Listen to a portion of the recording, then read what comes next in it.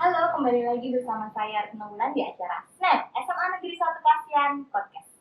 Untuk kalian yang belum cuci tangan, silahkan cuci tangan terlebih dahulu ya.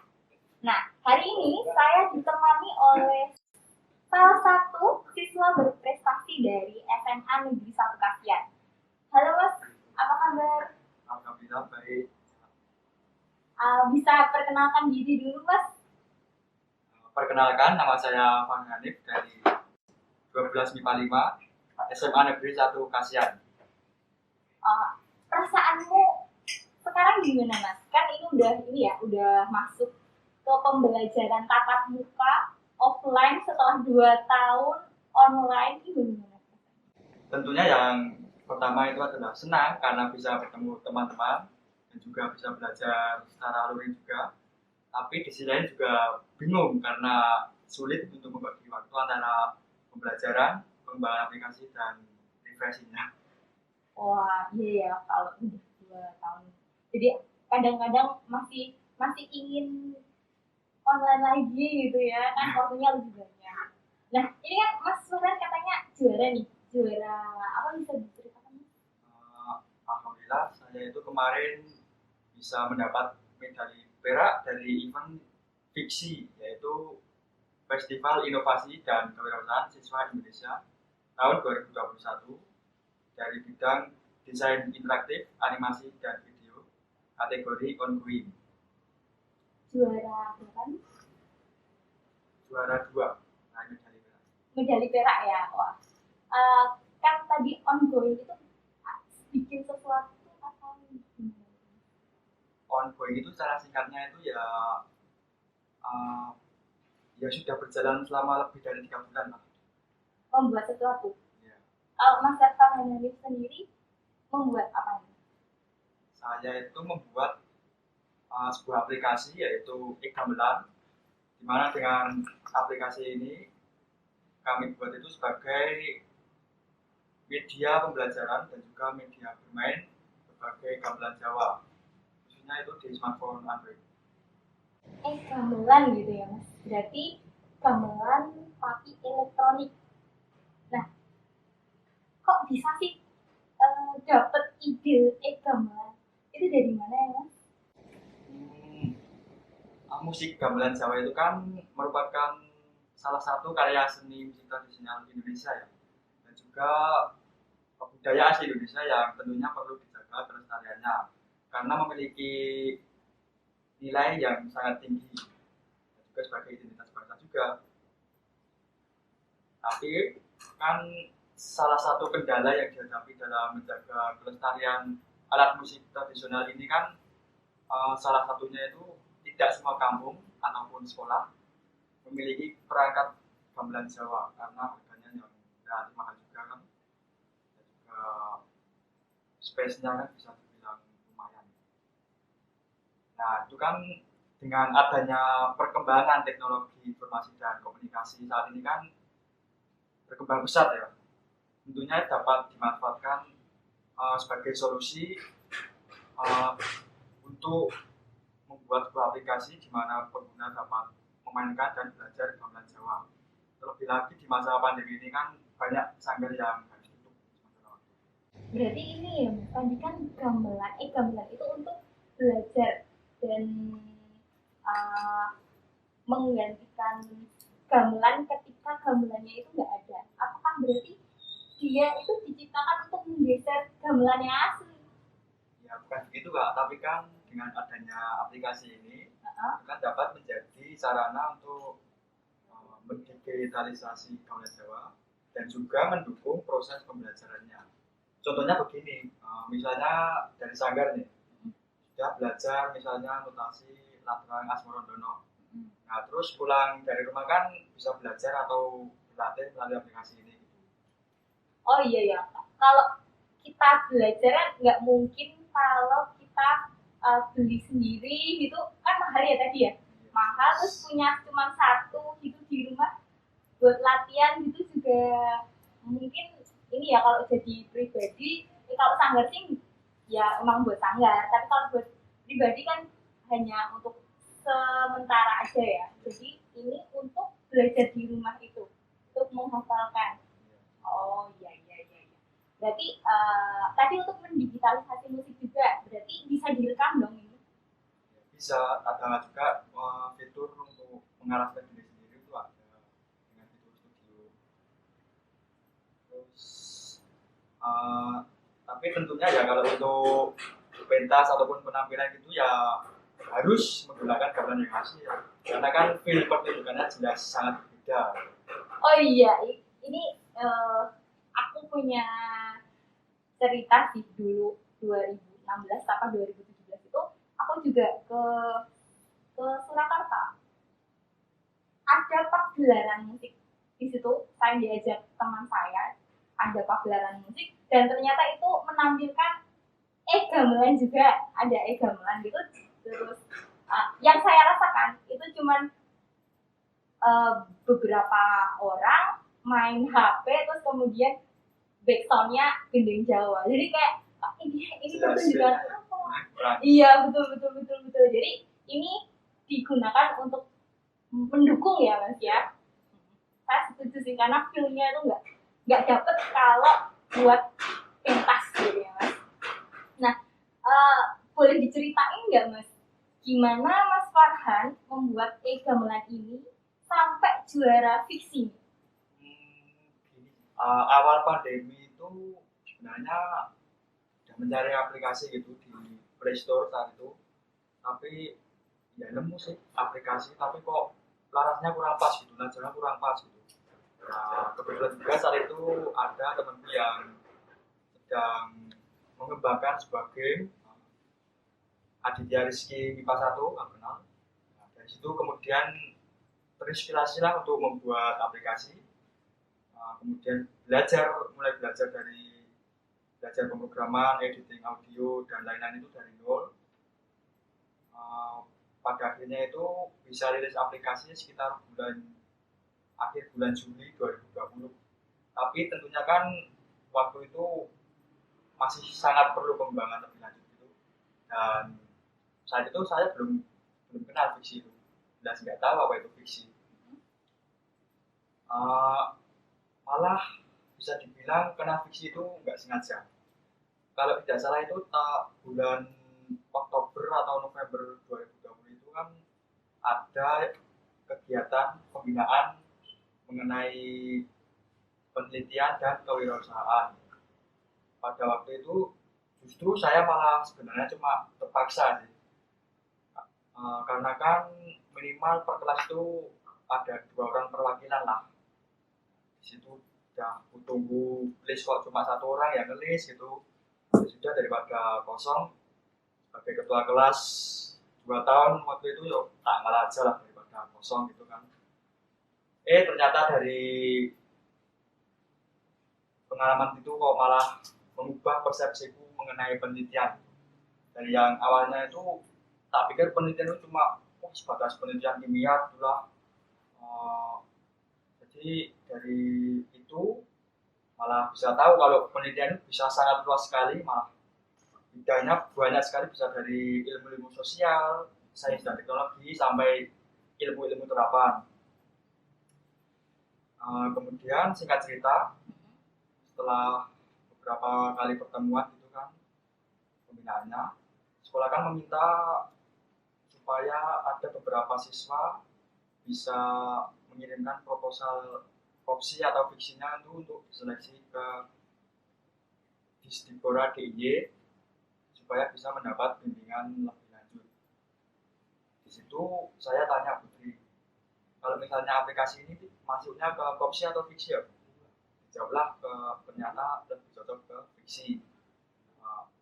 Dan alhamdulillah setelah mengumpulkan proposal itu ternyata bisa mendapatkan bimbingan lebih lanjut di Disdikbora DIY sekitar bulan April atau Maret 2021. Kemudian beberapa bulan kemudian itu fiksi membuka pendaftaran dan juga pengumpulan proposal. Kalau nggak salah itu paling lambat 10 Agustus tahun 2021.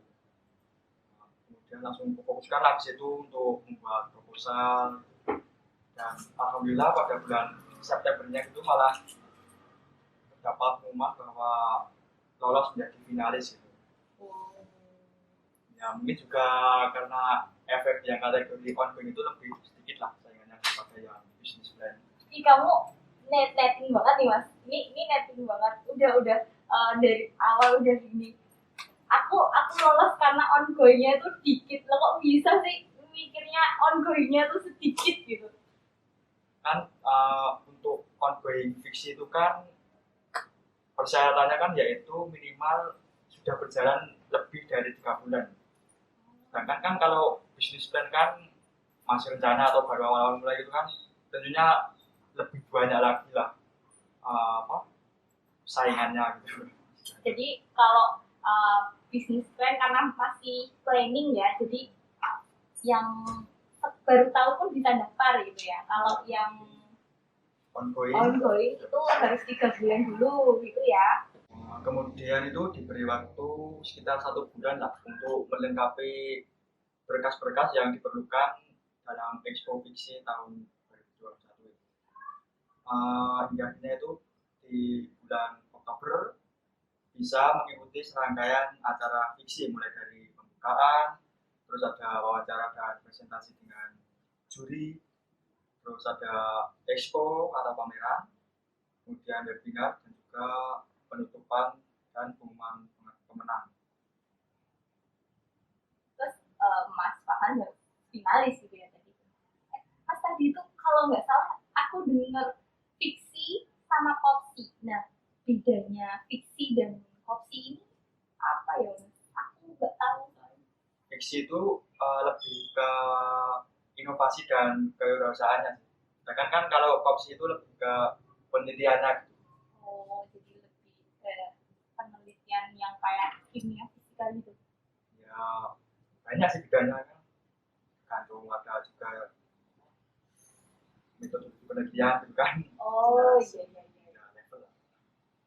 Berarti gamelannya Mas Farhan ini bukan yang pertama ya Mas?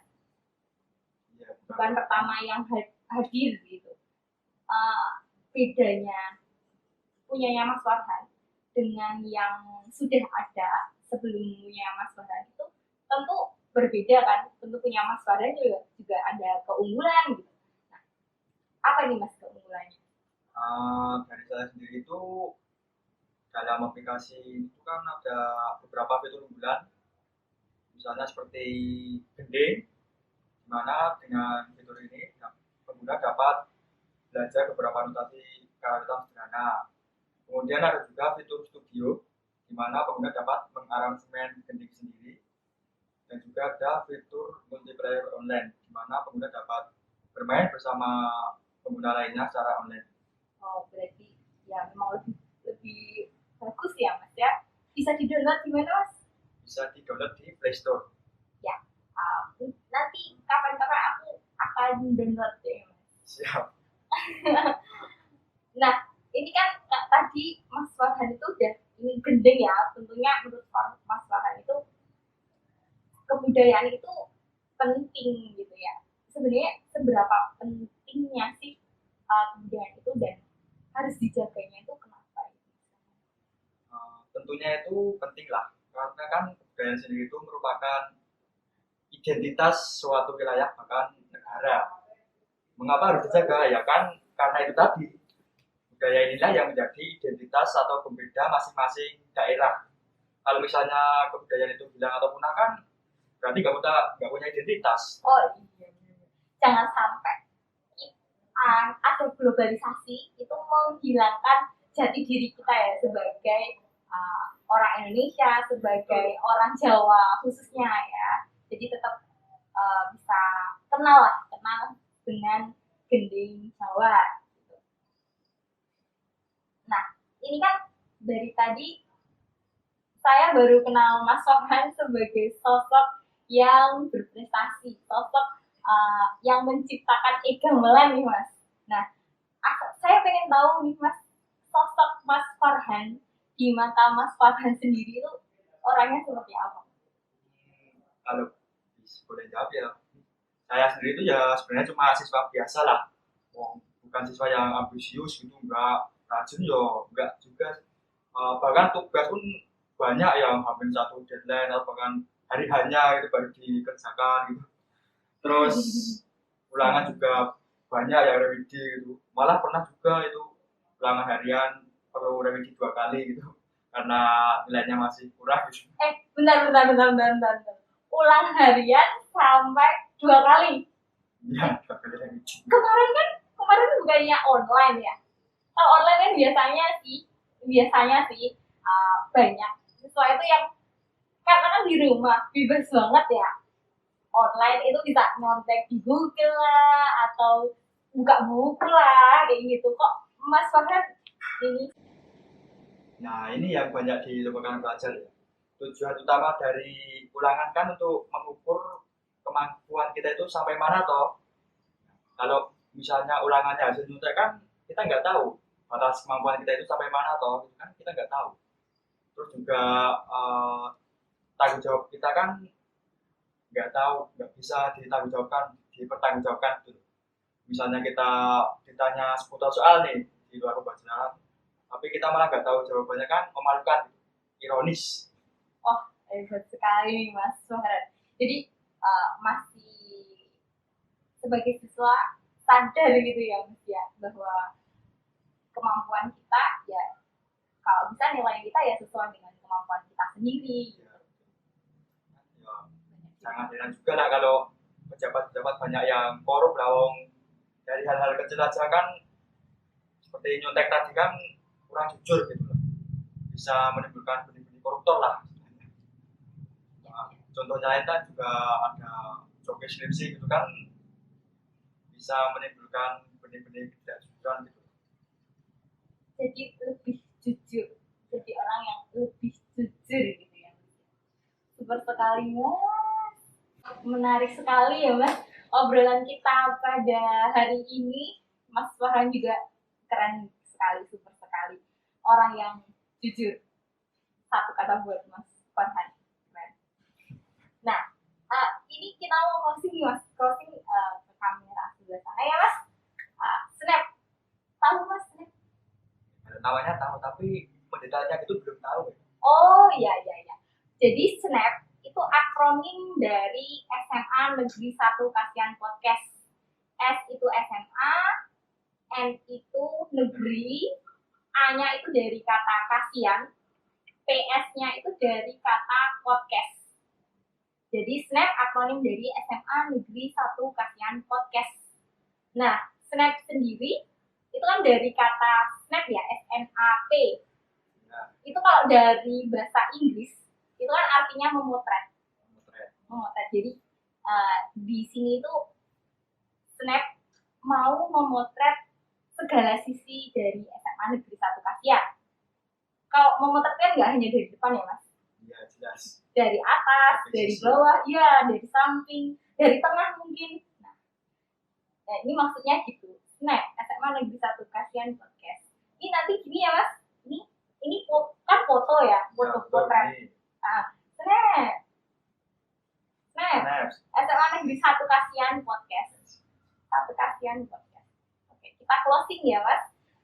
Sekian acara SNAP pada hari ini. Mohon maaf jika banyak salah, karena kami adalah manusia biasa. Kesempurnaan hanya milik Tuhan. Sekali lagi, kesempurnaan hanya milik Tuhan yang Maha Esa. Kami mohon maaf. Kami undur diri. SNAP, SMA Negeri 1 Kasihan Podcast. Nantikan episode selanjutnya. Bye-bye.